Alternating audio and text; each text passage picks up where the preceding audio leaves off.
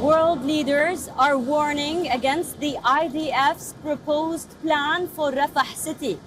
This city is now shelter for more than 1 million Palestinians. And also the Israeli administration is facing pressure inside to free the hostages still in captivity. Now in the next report we tell you what might be the fate of the Palestinians in Rafah and also the Israeli hostages. Take a look.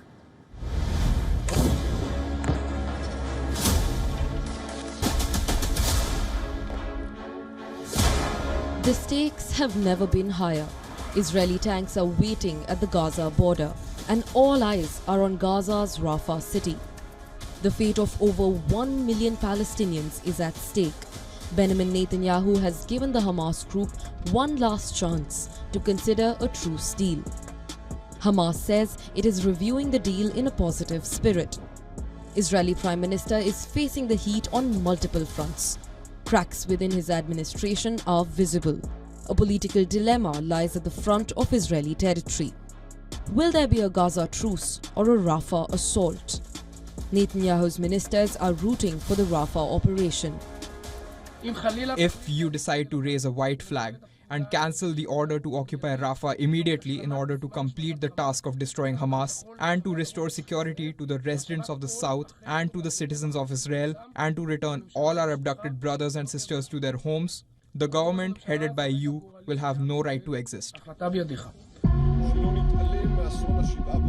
However, Israeli War Cabinet Minister Benny Gantz thinks that freeing the hostages should take precedence over an assault on Rafah. The US, which recently voted to give Israel an aid package of over $26 billion, is worried.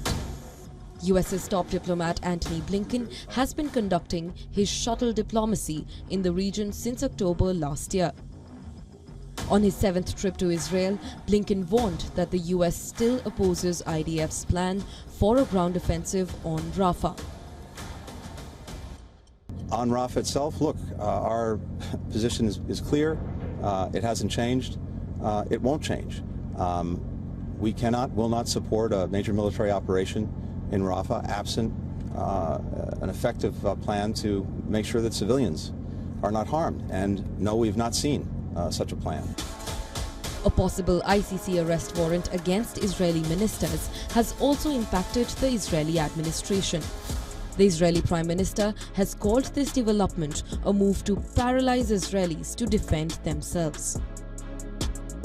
Yet now, the International Court is trying to put Israel in the dock. It's trying to put us in the dock as we defend ourselves against genocidal terrorists and regimes, Iran of course, that openly works to destroy the one and only Jewish state.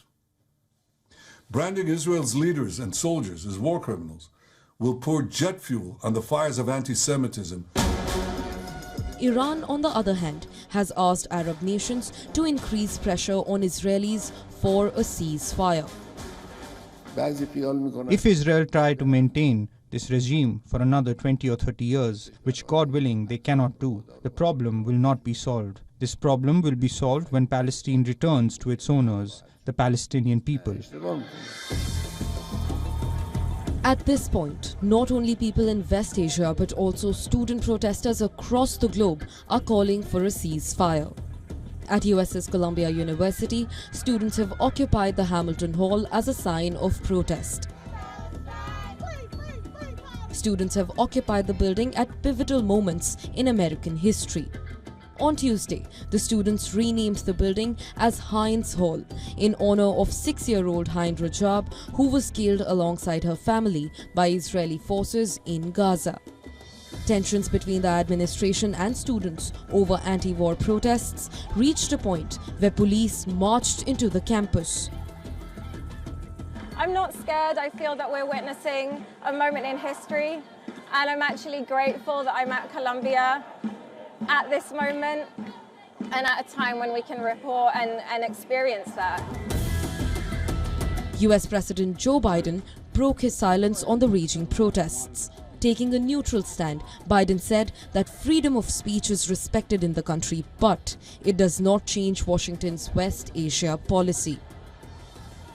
There should be no place on any campus no place in America for anti-Semitism or threats of violence against Jewish students. There is no place for hate speech or violence of any kind, whether it's anti-Semitism, Islamophobia, or discrimination against Arab Americans or Palestinian Americans. It's simply wrong.